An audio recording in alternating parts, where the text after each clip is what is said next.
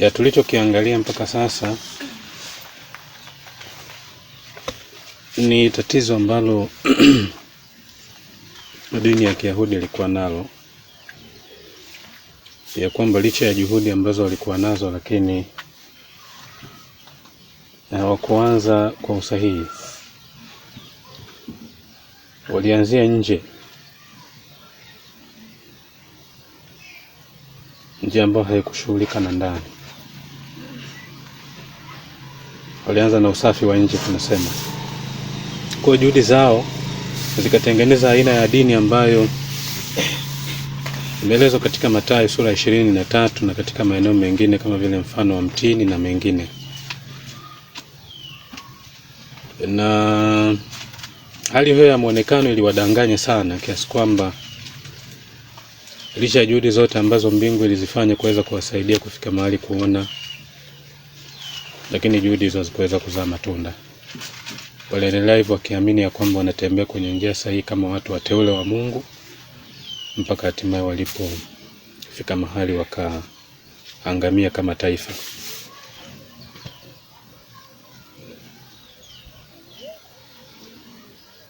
Mathayo sura 23 ilikuwa ni juhudi tunaweza kusema ya mwisho kabisa, ya moja kwa moja ya Kristo kuweza kushughulika na tatizo hili. Walikuwa ni watu ambao ni vipofu, lakini wanafikiri ya kwamba wao wanaona. Walikuwa ni wagonjwa, lakini wao wanajiona ni wazima. Ni tatizo baya kabisa la upofu. Ndio maana tukasema ya kwamba dini hii inadanganya zaidi, kwa sababu inamfanya mtu kipofu afike mahali amini ya kwamba anaona. Mtu mgonjwa ambaye ana ugonjwa unaokwenda kumwangamiza amini ya kwamba ni mzima wa afya njema. Kwa kimsingi, kadri ambavyo unavyojitahidi zaidi kumsaidia afike mahali aondoe kwenye tatizo lake la ugonjwa, anaona ya kwamba unamsumbua tu.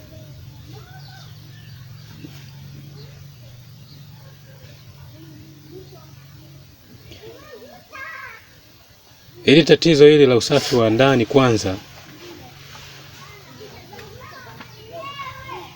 ndio ilikuwa kitu cha msingi ambacho walikikosa. Na Yesu alishughulika na hili jambo mapema sana katika historia ya huduma yake. Kimsingi ilikuwa ni mwanzoni kabisa. Ilitokea fursa moja ambayo ilikuwa ni ya pekee, na Yesu alikwenda moja kwa moja kwenye kiini. Alipoanza kufundisha na umaarufu wake ulipokuwa mkubwa zaidi, kuna mtu mmoja kati ya wajumbe wa lile baraza kuu la dini ya Kiyahudi, aliposikia mafundisho ya Yesu aliguswa, na kwa sababu ya aibu kama neno linavyosema, aliamua kwenda kumwona Yesu usiku. Na mtu tunamfahamu alikuwa ni Nikodemo. Ni muhimu kujua ya kwamba mkutano kati ya Yesu na Nikodemo ulikuwa unahusisha kitu zaidi ya Yesu na Nikodemo.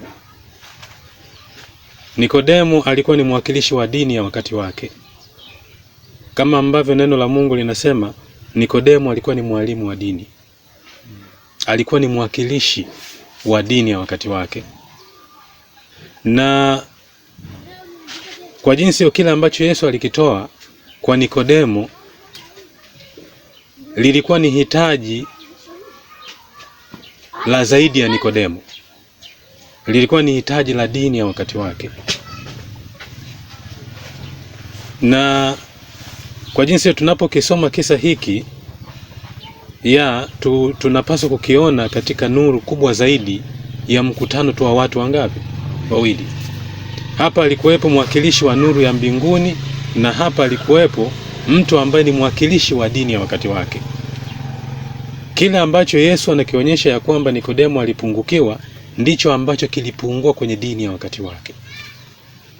Na kimsingi hicho ndicho ambacho alikuja kukisema kwa ubayana katika Mathayo sura 23 mwishoni mwa huduma yake.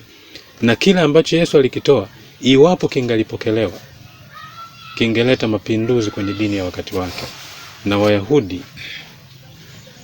wangerejea katika njia iliyo sahihi na wangetumiwa na Mungu kama vyombo kwa ajili ya kuipeleka injili kwa dunia.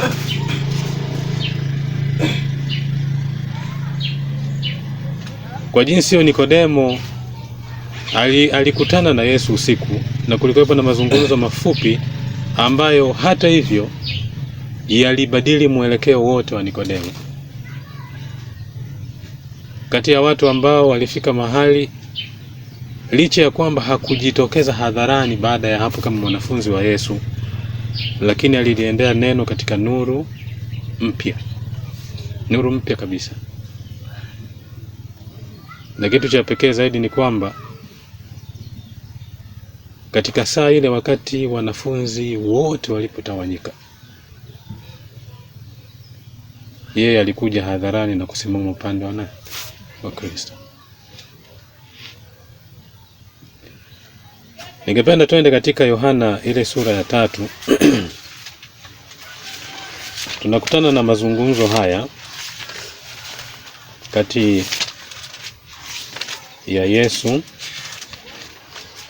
na Nikodemo. Yohana sura ya 3.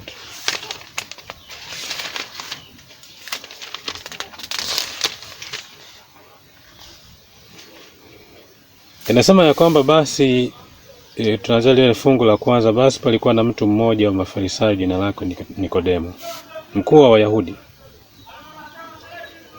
Huyo alimjia usiku akamwambia, Rabi, tunajua kuwa mwalimu mwema umetoka kwa Mungu, kwa maana hakuna mtu awezaye kuzifanya ishara hizi uzifanyazo wewe isipokuwa Mungu yu pamoja naye. Nipende kusema ya kwamba katika fursa hii, kimsingi, baada ya mazungumzo haya kati ya Yesu na Nikodemo, watu hawa wawili hawakukutana tena, yaani ile ya uso kwa uso. Hakuna rekodi yote inaonyesha kwamba waliwahi kukutana tena. Kimsingi ilikuwa kana kwamba kile ambacho Yesu alikifanya hapa kana kwamba hakikuwa na matunda. Wamezungumza, kila mmoja akaenda njia yake, akaendelea na misheni zake. Lakini hata hivyo, mbegu iliyopandwa katika usiku huu ilikuwa na matunda.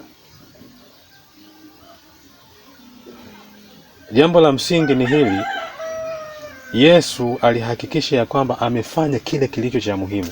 Unajua, unapokutana na mtu unaweza ukawa na mambo mengi sana ya kuyazungumza, si ndio?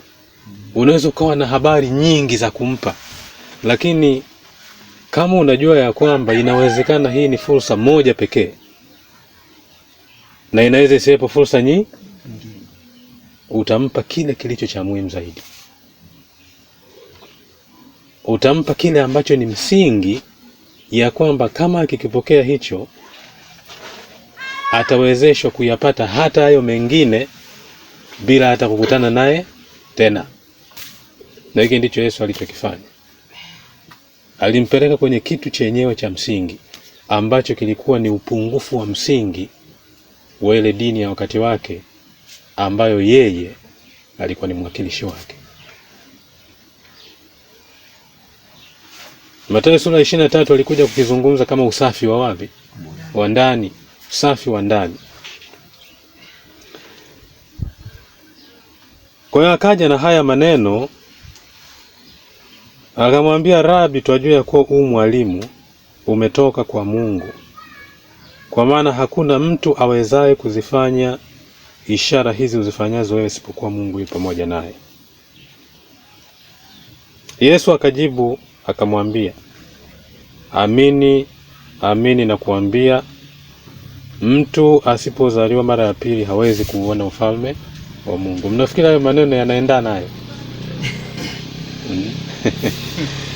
Hayaendani kabisa.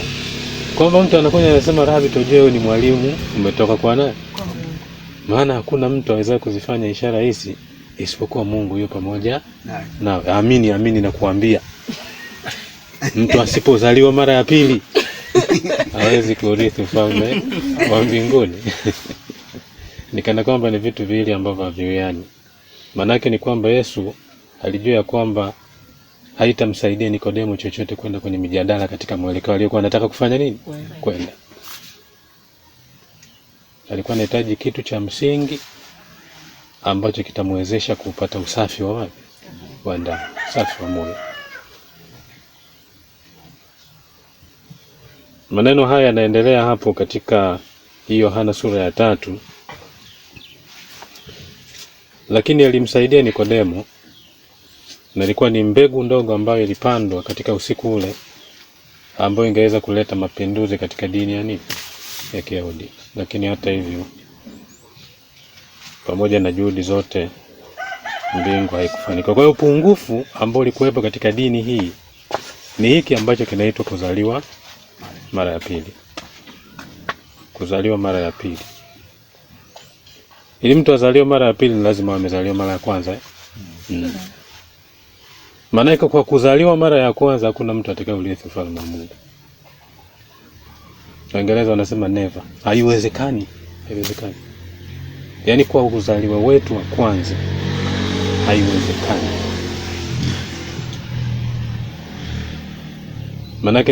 Manake kile chote ambacho kinahusika na kuzaliwa kwetu kwa kwanza akitavuka upande wa pili.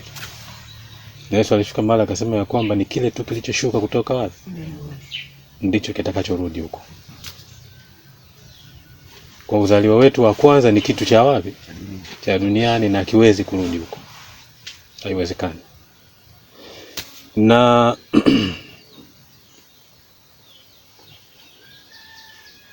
hiki ndio kitu cha kwanza. Baadhi hata katika maisha haya kwa kielezo cha kimwili tunaanza kwa kufanya nini? Kwa kuzaliwa, si ndio? Hauwezi ukaanza kusoma shule, hauwezi ukaanza kufanya hiki na kile duniani huko mpaka umezaliwa kwanza. Au kuna mtoto ambaye hajazaliwa ameshaanza mambo duniani. Lakini kwenye ulimwengu wa kidini kuna watu wako hivyo. Yaani hawajazaliwa kwenye ulimwengu huo, lakini walishaanza mambo.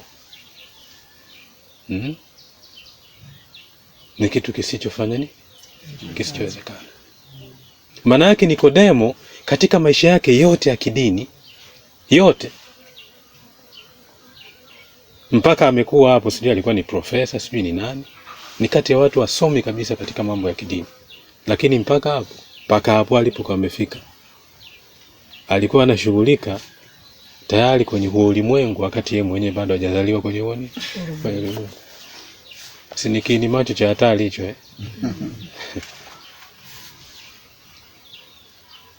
Na Yesu akamwambia kwamba Nikodemo, umeanza kwa namna isiyo nini? Isiyo sahihi. Na hiyo haitakufaidia. Kwa hiyo hauna budi kuzaliwa kwanza katika huo ulimwengu, ndipo uanze mambo ya huo nini? Ulimwengu.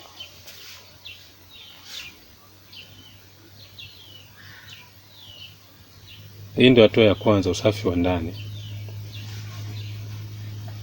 Ni muhimu kujua kwamba tunaposhughulika na swala la kuzaliwa mara ya pili ni zaidi tu ya kubatizwa. Watu wengi wanafikiri sababu tu ni batizo kwa ubatizo wa maji mengi basi tumezaliwa mara ya pili. Haiko hivyo. Ngoja nisome kaaya kakafupi hapa. Sio wakati ule sisi nitakuwa mlikasoma. Hii ni Bible commentary ya 6,1075 aya 7. Ndani maandishi ya Ellen G. White mwaka 1897. Miaka mingi imepita. Najua ukiangalia Adventista wa mwaka 1897 kipindi hicho na Ellen G. White yuko hai, na Adventista wa sasa hivi, upi ni bora zaidi? Wa kipindi hicho wa sasa hivi? Katika mtazamo wa kawaida ni wale wa kipindi kile. Wale wa kipindi kile. Kwa sababu kumekuwepo na mshuko kadri muda unavyofanya nini? Haijakuwa njia ya kupanda. imekuwa ni njia ya nini? Ya kushuka. Maana yake mambo yalivyokuwa wakati ule ni bora zaidi kuliko yalivyo leo.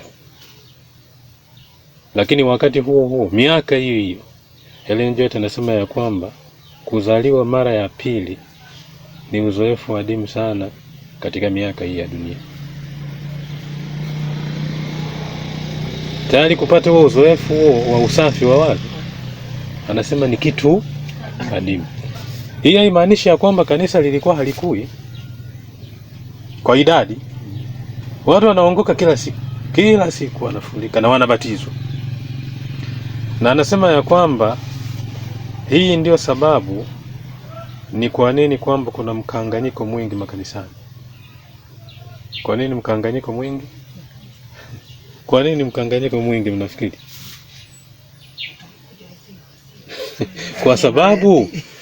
Kwa sababu watu wanaenda kuanza mambo ya ulimwengu huo ambapo hawajazaliwa katika huo ni sijui tusemeje. Haiwezekani. Yesu kuna mahali fulani anasema kwamba watu wa mambo ya mwilini hawezi kuyatambua mambo ya roho. Haiwezekani. Haiwezekani. Kwa sababu mambo ya rohoni hutambulikana kwa jinsi ya nini? Ya rohoni. Sasa ukimchukua mtu wa mwilini, watu fulani wanaweza kusema ukimchukua nguruwe, sawa? Nguruwe si unajua tabia yake.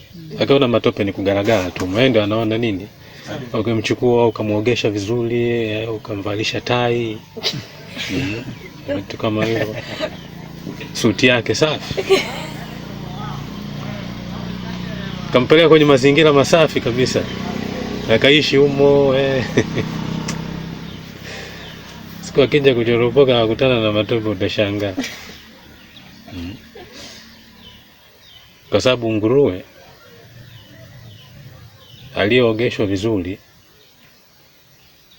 akavalishwa suti yake vizuri na tai yake vizuri,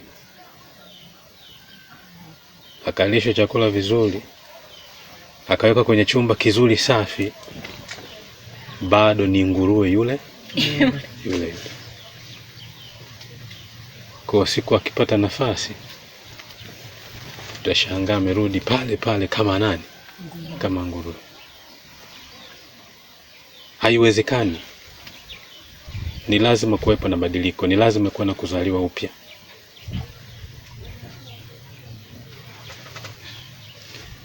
Na anasema ya kwamba wengi sana wanaojiita kwa jina la Kristo hawajatakaswa na sio watakatifu. Wamebatizwa lakini walizikwa wangali hai, nafsi haikufa, na kwa hiyo hawakufuka katika upya uzima katika Kristo. Unajua ubatizo ni ishara ya badiliko, ni ishara ya kifo cha uzaliwa wetu wa kwanza. Pale tunapozamishwa ndani ya maji, na kule kuibuka ndani ya maji ni ishara ya kupokea uzaliwa mpya katika uzoefu wa wokovu. Sasa hapo mimi sijapokea hilo badiliko alafu naenda kushuhudia hilo. Maana yake ni nini? Ni ushuhuda wa uongo. Nasema mimi nimekufa katika uzaliwa wangu wa kwanza. Alafu ukiibuka nasema nimefufuka katika upya uzima. Alafu hicho kitu hakijatokea katika uzoefu wako. Si ndio tayari unaanza kujenga ile dini ile. Yaani hapo unaanza kuijenga ile dini ya majani yasiyo na nini? Na matunda. Hapo unaanza kuijenga, kuitengeneza vizuri. Na ilikuwa hivyo miaka mingi iliyopita, wakati wa Adventist walikuwa ni very strong, walikuwa na nguvu. Lakini tunapozungumza leo inawezekana ni mara nyingi zaidi ya wakati huo. Kwa haitoshi kuweza kuweka tumaini katika mambo hayo ya nje, lakini kuangalia zaidi, licha ya kwamba yana sehemu yake kama ambavyo neno la Mungu limeelekeza.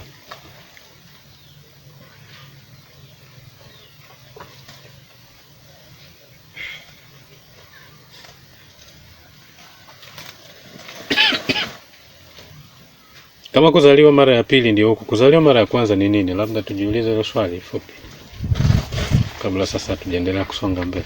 Kuzaliwa mara ya kwanza ni kupi huku, ili tuhitaji kuzaliwa mara ya pili? Natumai ya kwamba hiki sio kitu kipya kabisa.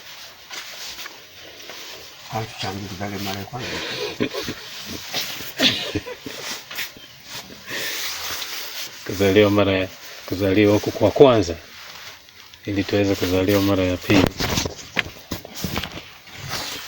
Kuzaliwa kwa mara ya kwanza ile tulikotoka kwa mara ya kwanza, yani kutuzaa kibinadamu kutoka kwa Adamu. Huko ndio kuzaliwa mara ya kwanza, yani kuzaliwa kimwili. Na kuzaliwa kwa mara ya pili ambapo kuna kuzungumza na Yesu, kuzaliwa kiroho. Okay, asante. Labda kwa nyongeza kwamba hata Nikodemo aliambiwa usipozaliwa mara ya pili, lakini swali lake la pili lilirudi kwamba nawezaje kurudi kwa mama yangu nikiwa mzee nikazaliwe? Kuonyesha kwamba kuzaliwa kutoka kwa mama ndio kuzaliwa kwa kwanza, na kuzaliwa kupya ndio huko ambako anasema kwamba kilichozaliwa na mwili ni nini? Mwili. Na kilichozaliwa kwa roho ni roho.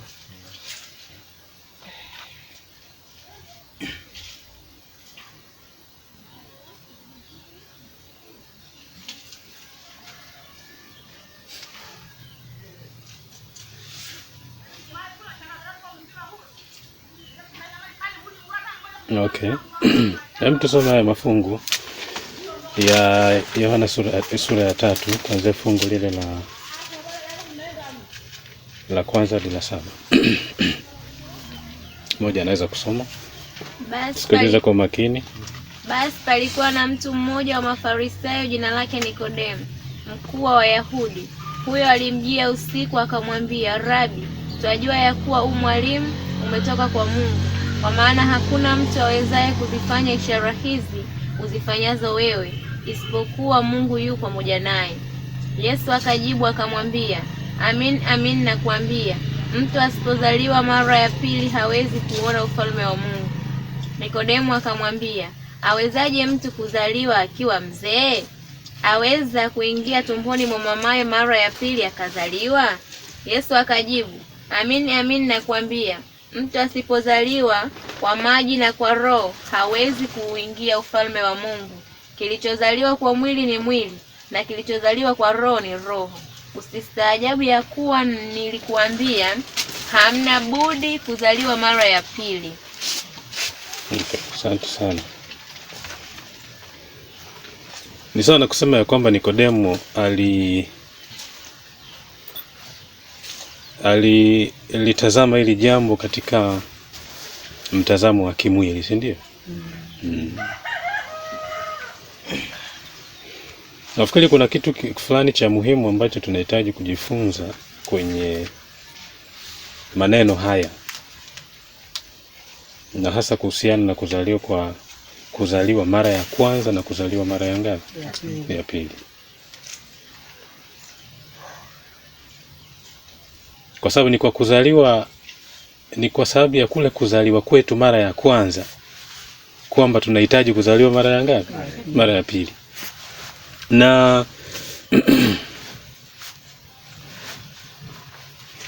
tatizo la Nikodemo ni kwamba aliyasikiliza maneno ya Yesu na kuyafasiri kinini?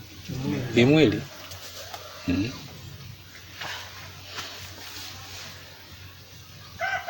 Ndio maana Yesu akafika mahali akamwambia kwamba kilichozaliwa kwa mwili ni nini? Lakini kilichozaliwa kwa roho ni roho. Nafikiri nataka tuliache hili wazo kwanza hapa. Tutakapokuwa tunaangalia Yohana sura ya 8 tutaangalia kitu fulani cha muhimu baadaye.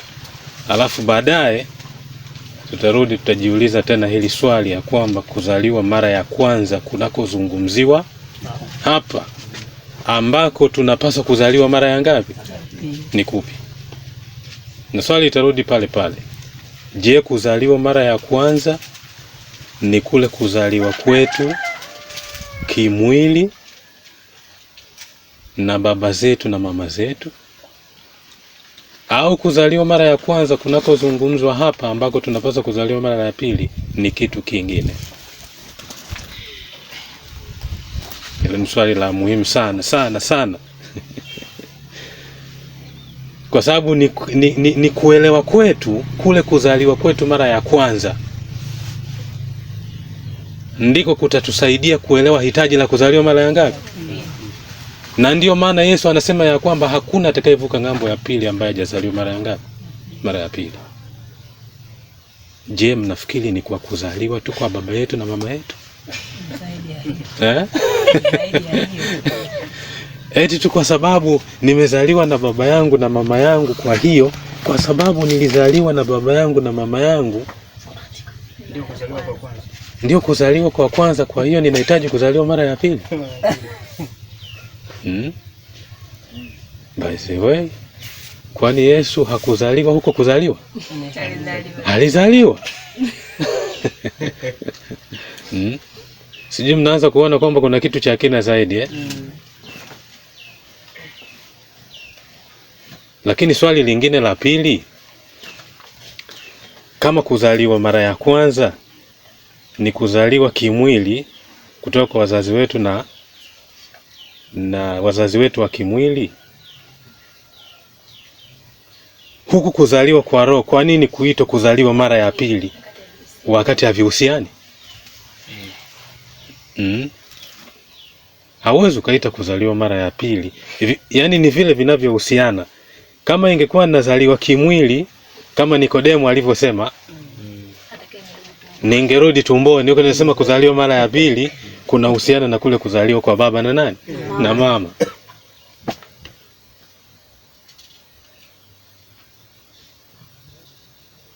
Na jambo lingine ni muhimu kujua kwamba Yesu alikuwa anazungumza hapa mambo ya kimwili kabisa. Alikuwa anazungumza mambo ya wapi? Ya rohoni.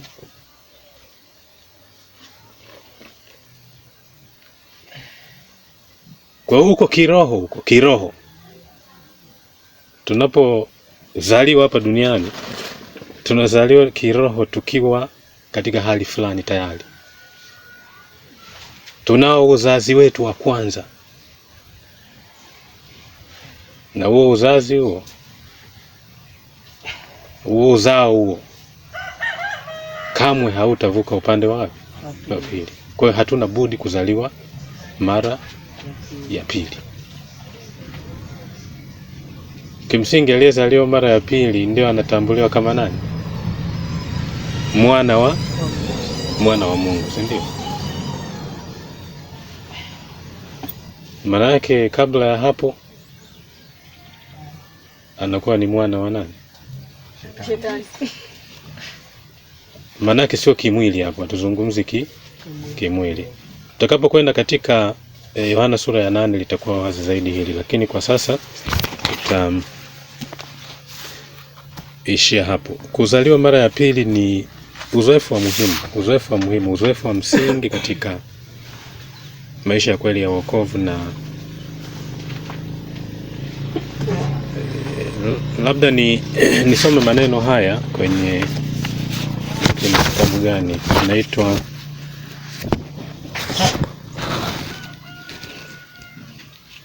The Amazing Grace, nitaisoma baadaye. Lakini kwa sasa nataka tuliangalie ile tatizo la dhambi kwa haraka. Najua mlijifunza katika kipindi kilichopita, lakini tutarudia kwa haraka alafu tutasonga mbele kutoka hapo.